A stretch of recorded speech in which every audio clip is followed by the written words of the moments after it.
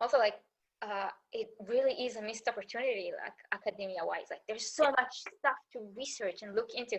Like when I told my brothers about your research and how excited I was, and I was like, listen, you don't understand, I get to talk to someone. And they were like, they were super interested because, and they don't care at all about BTS. But the whole concept of doing research to something like this, when there's so much that the information is out there, and the thing is, like, if someone does the research like 10 years from now, it won't be the same. They won't see those trends. They won't know that impact. Like even for me, like we did Army History 101.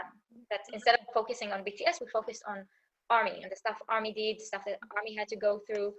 And like even that, going back, what, 2 years or 1 year, it still felt like, so what actually happened? How did this break down? What, like, so to do it like from an academic point of view, that you gotta have all the facts, you gotta see those trends.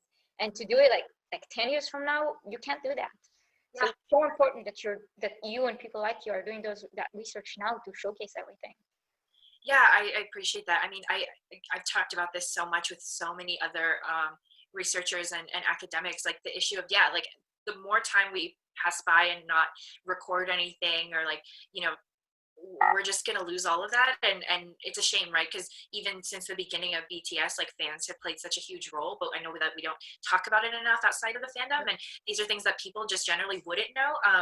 And so we certainly have to find ways to preserve that history. And I think a lot of fans are doing it in like really cool ways. And like the fact that you guys have that, podcast as well, and are documenting that history, but everyone, is making their own documentaries, and there's so many websites coming out, and trying to help put all that information together so that we don't lose it.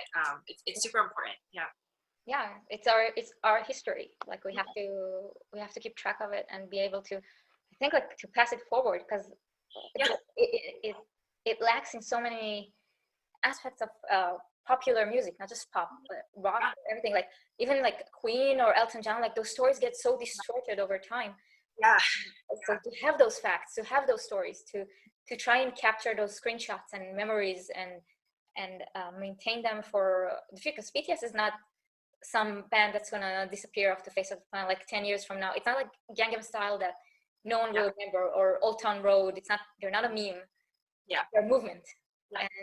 And that movement has to be captured, and doing it with actual facts and academia is one of the most amazing way, I think, to do it, because it's almost indisputable. Like you bring it forward and you paint this narrative of what it was like at this time. I agree. I completely agree. And so I'm super excited that there's quite a bit of Army academics and researchers out there who are helping to do that, and hopefully over time, the research that we all do, people are going to take that and then do new research, and hopefully move forward more knowledge and new information in the world as we go on. So Did you get a chance to see the TED Talk about Fangirls?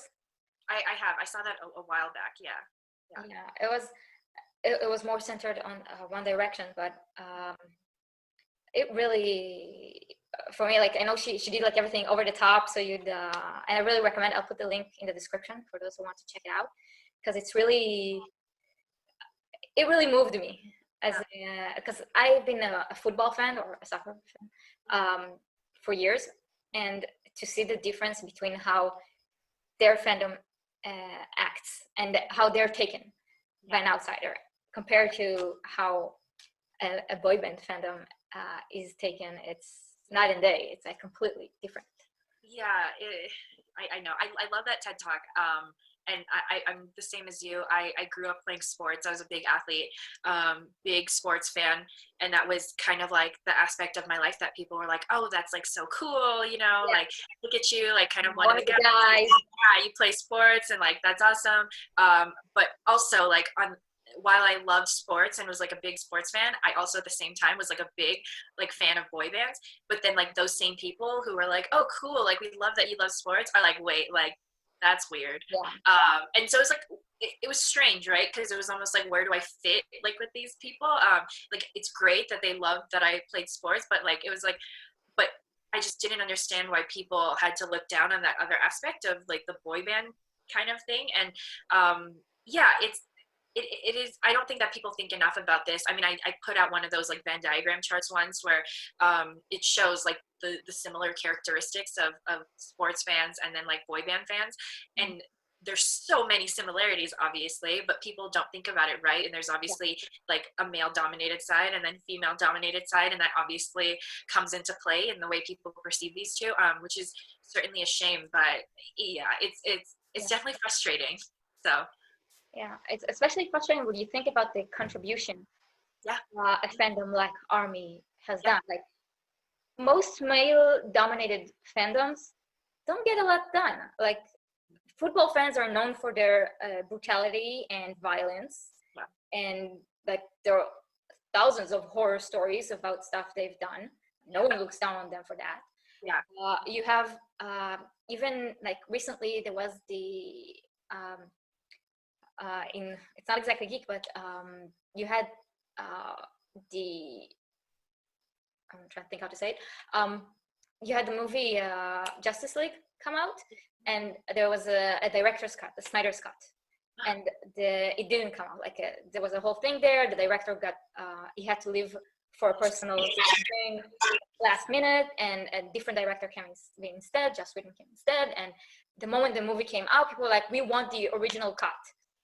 And people have been demanding it for 2 years, and finally now they got it. They will get that Snyder's cut. But all they did, and like people really, all these media outlets really said like, oh, the fandom, they pulled through. They did so much. They got the movie they wanted, and they donated for a suicide charity, suicide prevention charity. So they donated a little bit, and they had money to put on billboards. They did so much for that movie. Yeah. And people like almost completely ignored the fact that half of that fandom was incredibly toxic. If you said anything, even like I'm not saying all of it. Obviously, there's bad apples everywhere. We have them. Every fandom has them. But that fandom was really aggressively moved, as most male-dominant fandoms move. And here, like you have this fandom that does so much good for years. It's not like temporary, and it's not to achieve one thing. It's not, we don't have one goal, and yet that fandom is a lot easily disregarded. Yeah, it is frustrating, and certainly a shame that they're missing out on those aspects of good that a lot of, especially Army and fandoms similar to Army, like that are more female dominated for sure. It's interesting, even during this time, right, with Army and K-pop fans being in the spotlight, like everyone when I say everyone, like people on the outside are treating it as this kind of new phenomenon, but it's like, Army especially has been doing this for years and have so many, like just looking at One and Army's map and the activities they have archived. There's like over 600 fundraisers and charities that have been supported by Army, but obviously people don't talk about it as much, which is a shame. But obviously now it's getting some sort of attention, but I think that's what a lot of armies are telling even media is like, well, but this isn't new, like you just haven't been paying attention. Exactly.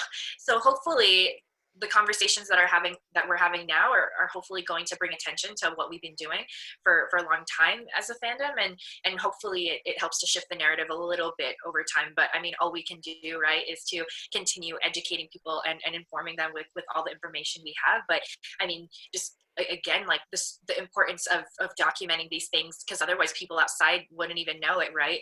The fact that One in an Army even has like an archive and like a map of all of these different fundraisers, like it's pretty amazing. And so if we didn't have that, we wouldn't really have things to back up all of what we're saying. So yeah, hopefully more people start to pay attention now. Yeah.